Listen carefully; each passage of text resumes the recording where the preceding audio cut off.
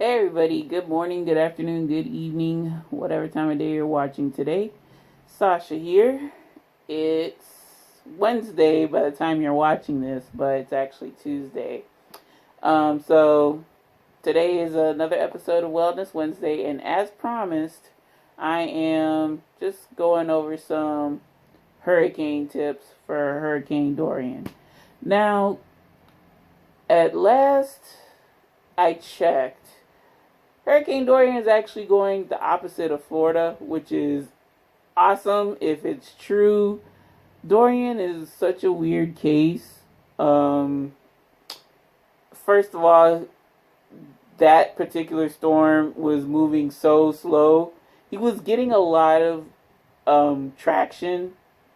He was a Cat 5, then he downgraded to a Cat 4, and now he's a Cat 2. So the lower the number, the better off we are. And then there's tropical storm, tropical depression. So, yeah, as a Floridian, tried and true, and been through some hurricanes, I just wanted to take this video to share, maybe some common knowledge, what's been perceived as common knowledge, and some other personal tips when weathering a storm, no pun intended. So first things first, you want to always be prepared. Prepared for what? Anything. Prepared that the power will go out. Prepared that, gas stations are out. Prepared that your house doesn't have any loose obstacles, furniture, tree branches, whatever that can be flying missile, flying projectile in heavy wind and rain, really heavy wind, because that's the two main things that tropical storm / hurricane bring in the form of damage is through wind and rain.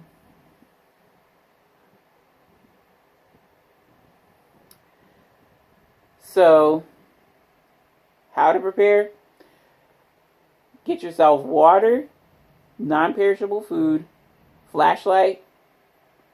Could be any sort of lighting device or source of lighting. Flashlights, candles, so on and so forth. LED lights or whatever stationary lights that are battery powered.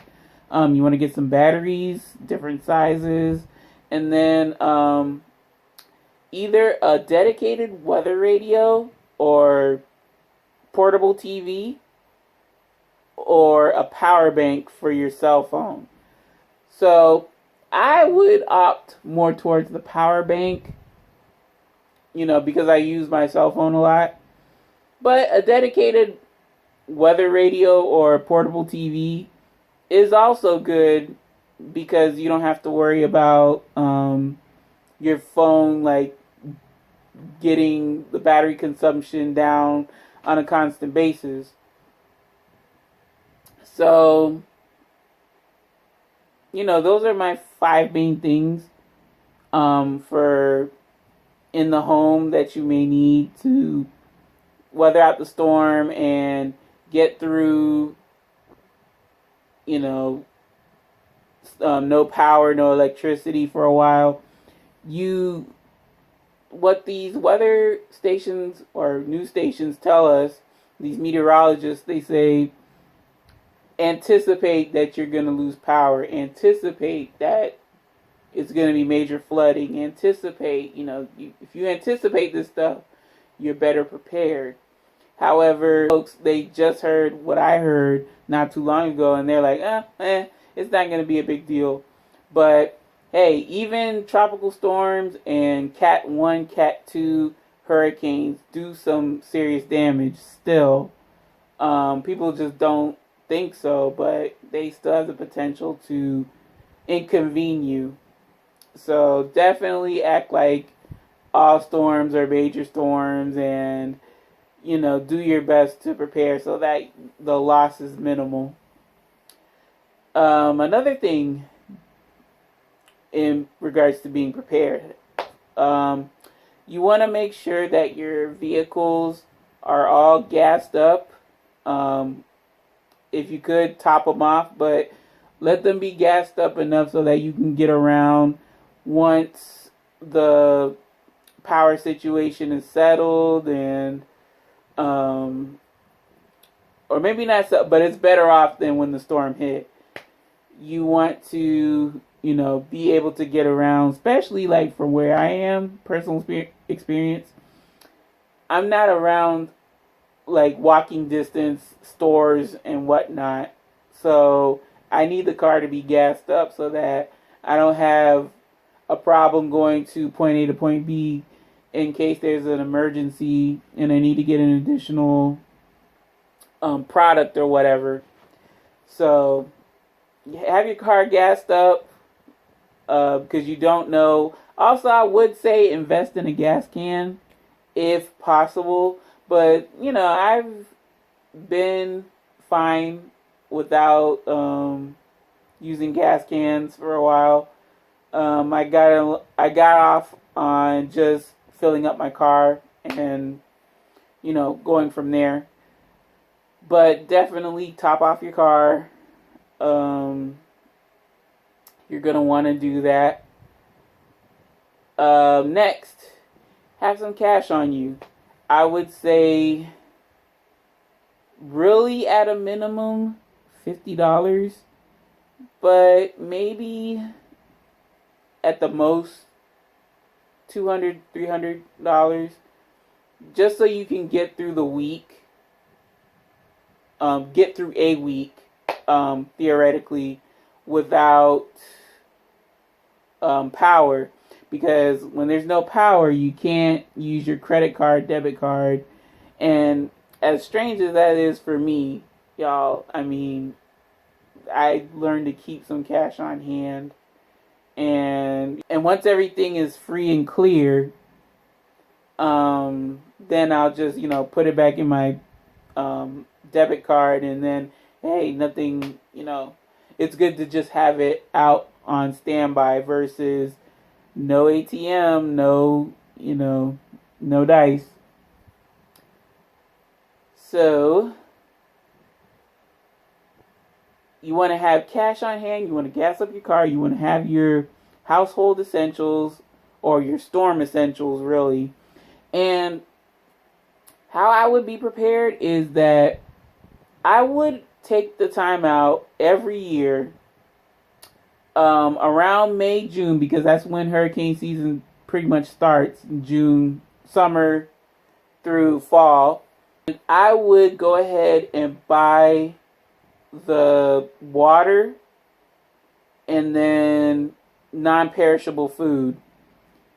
Buy that on a yearly basis and keep that aside. Like, put it in your utility closet, put it in your pantry, put it, and then just mark it off to where you have it as don't touch storm supplies.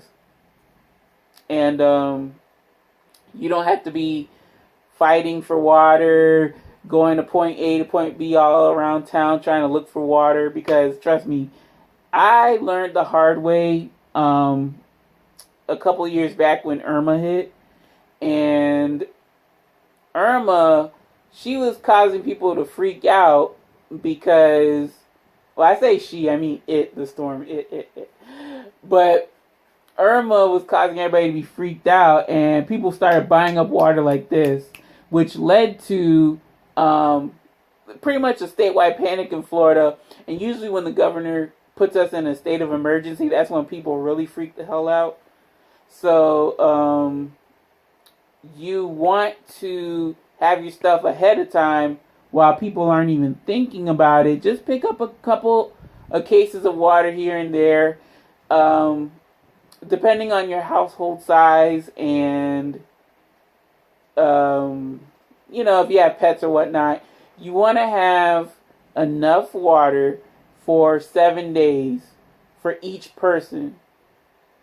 So if you really think about that, it's like, say, a gallon a person, a gallon a day. So have like a case that you can get from Costco or Sam's Club or whatever. Buy like 4 cases of that, and you should be fine. Of course, children aren't going to need as much water, but still give them the whole gallon. Better to be over prepared than under prepared. So, yeah, a gallon per person per day is, I believe, the standard recommendation. So we have plenty of that, and like you can get. I want to say you can get the case water, but also don't be shy to get the gallon bottles of water, like the big gallon water, because I see people reaching for the cases. That's fine. I mean, water is water, but there's also those big jugs of water which go unnoticed. So yeah, get that May, June, put that to the side. Trust me, you'll thank me for that, because people don't think to do that, and they end up like freaking out. And when I did with Irma, it was so annoying, because I was like, man, I just need one more case of water and I'll be okay. But I could not find that last case of water. It was like a scavenger hunt. And, also, I would say, if you don't feel like getting it at the store, get it from Amazon Prime, get it from Walmart Grocery, Walmart Next Day, Instacart, wherever your local grocery store, Publix, Winn-Dixie, Kroger, Bilo, stuff like that. And just like that, it's already raining up a storm. But, it's not just the rain, y'all. It's the rain plus wind. So, that's what we got to be on the lookout for. But, yeah, do that every year. And I say every year, don't just buy it and let it sit, because, it's proven when you let water sit out. That's why water has an expiration date, because beyond that expiration date, there's very good chance that the plastic from those bottles are leaching into the water. So you kind of don't want to take that chance and drink like years worth of plastic leaching into your water. So be very careful. That's why I say either use it yourself or donate it to your local food bank or something like that. But yeah, just get in the habit of doing that, and you should be set. And the weather radio or portable TV / power bank, if you buy a good one, well, shoot, you can keep that for all of eternity. You know what I'm saying? Like a good investment, you don't have to like keep buying a weather radio every so often. You have a good dedicated radio, so that you can listen out for any updates as the weather changes. In the wake of being prepared, you also want to, like I may or may not have mentioned, that's the problem when I'm talking off the cuff, but get your yard work done before the storm hits. You want to get rid of those loosely hanging branches that may seem sturdy, because if you do not take care of them, you just created a flying projectile that can hit your house, your window, car, damage. Damage is aplenty when it comes to that, when people don't take care of that beforehand. So I would say, ladies and gentlemen, get the yard work done. I've seen it as I was coming back from doing errands. Like, I saw yard workers going out there trimming trees. Good on them, because they're not trying to have cases because of their tree making so many projectiles that hit people's cars and whatnot. So yeah, get the yard work done. Not necessarily limited to cutting down trees, tree branches, but also cutting your yard. I say this because yesterday, our front lawn was greeted with the sight of snakes. And that was interesting because it was the first time we have encountered snakes. There's also like coyotes that straggle about, and that's very rare. We saw a gopher. But with these storms, they bring about, or they disperse all these woodland creatures that you normally don't see. And because their habitat's messed up too by all this wind and rain coming in, you definitely want to treat your yard so that you don't run up on a snake or some sort of venomous insect or rabid animal. I mean, they tell you to just stay indoors until it's time that everything is resolved. So just take that to heart and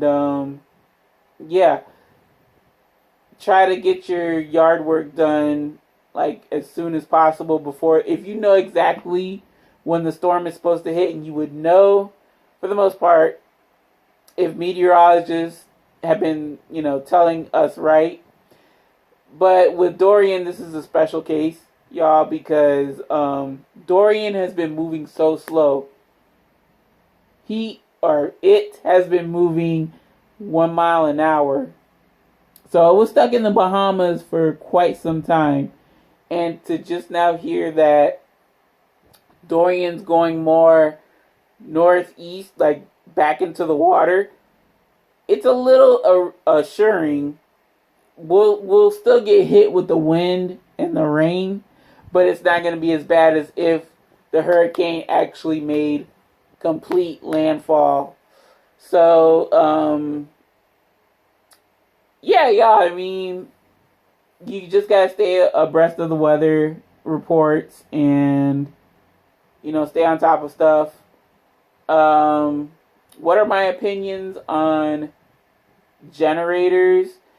It's nice if you can afford them. I will say that. It's nice if you can afford them. A lot of times those generators require gas or some sort of solar panel source of lighting, or source of energy, I should say. And if you can afford it, go for it. It's all the better. It just means you won't be inconvenienced by the power loss. However, if you're like many citizens here that don't really have that luxury of getting a generator, well, you still have, once everything is clear though, you still have your windows, crack open your windows. Don't open your freezer as much. But I have a tip for that. But still, don't open your fridge, freezer as much as possible to keep it as cold as you can for a long period of time. But yeah, once it's been over 12 hours, pretty much that food is kaput.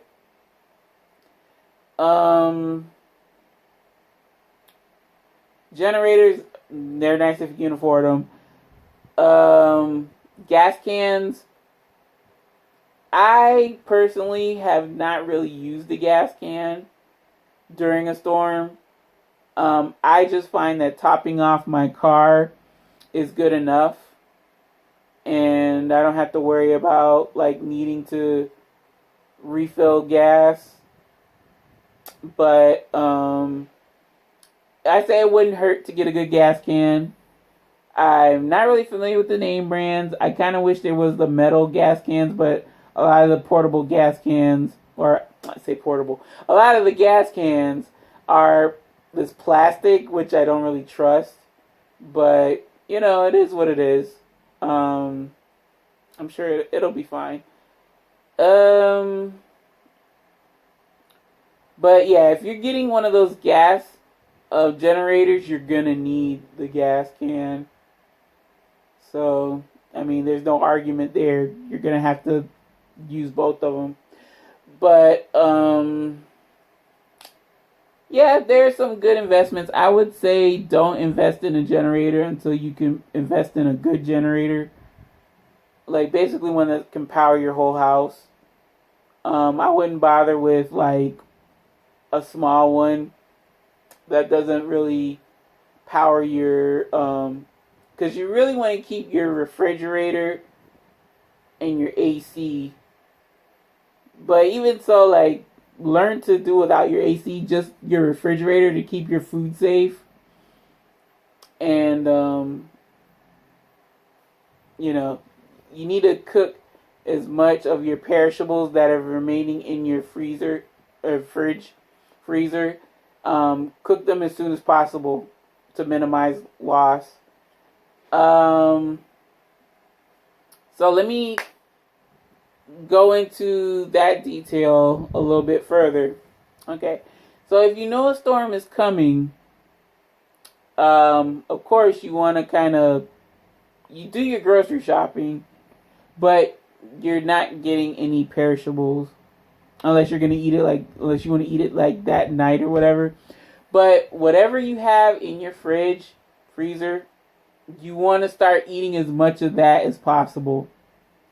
Eat as much of your perishables between the day that this storm is coming near your neighborhood like the first time it's announced, whatever. So Dorian, basically, for my example, with Dorian, I started to really just focus on cooking in the house when Governor DeSantis announced the state of emergency. So I'm like, okay, so I'm cooking a lot more. We just got to eat whatever's in the freezer. And I'm quite pleased at the outcome. Like, there's not much. There's still going to be some loss should we lose power, but it's not going to be as bad as, say, if, I never cooked the food that was in our freezer. So there's still going to be some loss because I'm not just eating for the sake of eating. Like, I try to eat 3 square meals a day, but sometimes it doesn't work out. So if I just lose out on stuff, I lose out on stuff. But it's a bit of an annoyance, but hey, it's better to lose minimal, insignificant stuff than to lose your life. Yeah, start eating your perishables, like, as soon as, like, you get a good time frame.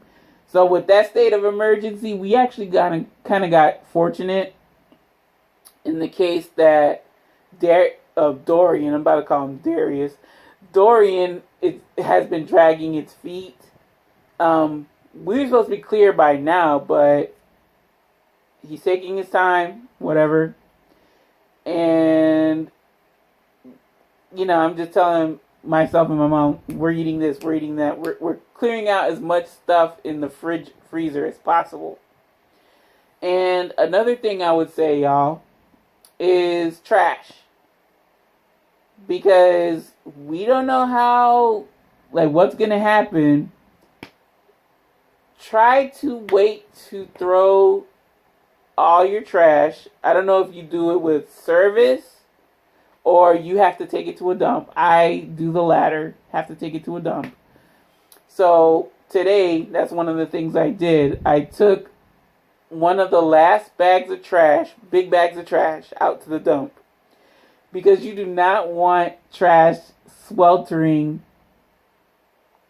in your home and you're stuck with it because a storm is crossing its way through land.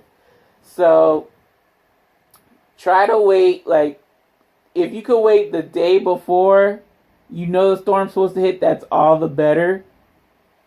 But if you don't know, rather be safe than sorry. Take it out a couple days ahead of time. But yeah, you do not want to be stuck with trash in your place and have your place smelling. Like, doesn't matter if you quarantine the trash elsewhere. You don't want it to smell up your house or whatever. So take it out as soon as possible.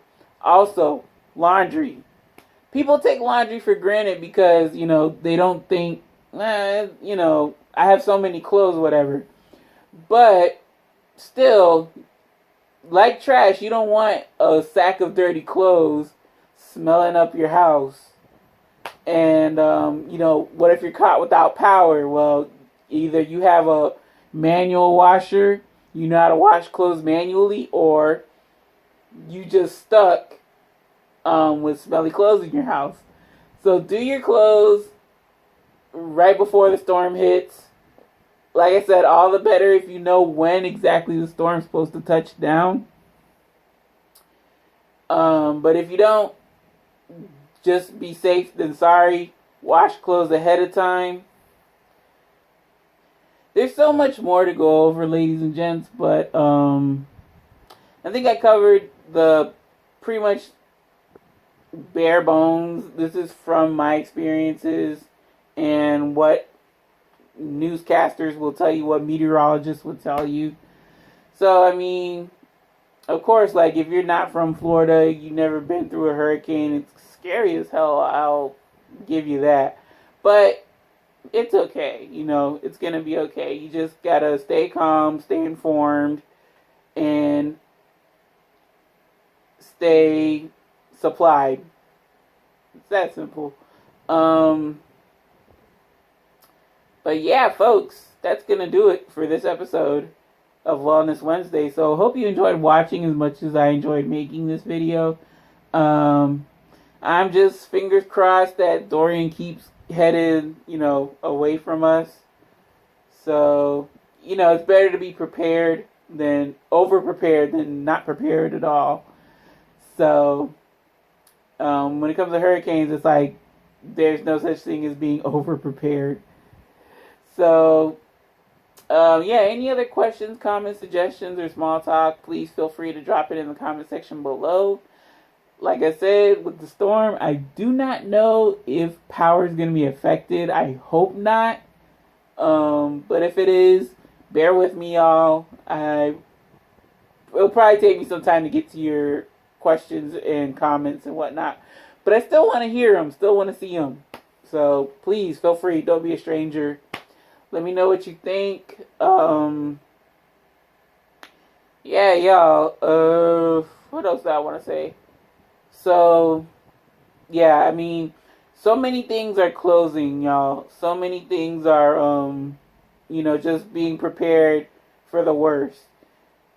That's one thing we have to realize when it comes to these storms. You just got to prepare for the worst, but hope for the best. So, between tonight and tomorrow is when, we'll know what's going down. But hopefully Dorian just stays as he is and he doesn't try any crazy crap. And I'll just be here. We're hunkering down, bundling up, staying safe. And for those of you that are in the southeast region, be it if Hurricane Dorian came by your way or you're expecting him, whatever, please stay safe, be vigilant, and all the best. So, folks, I will see you tomorrow for Thirsty Thursday, pre-recorded, quote, quote. I'm actually going to prepare for that right now as I'm getting my lunch and see where this goes. So, until then, thank you for watching. Can't thank you enough. Stay safe. Take care. Make it a great day today and every day. And I will see you in the next video. So until then, ladies and gents, this is Sasha signing off. Bye now.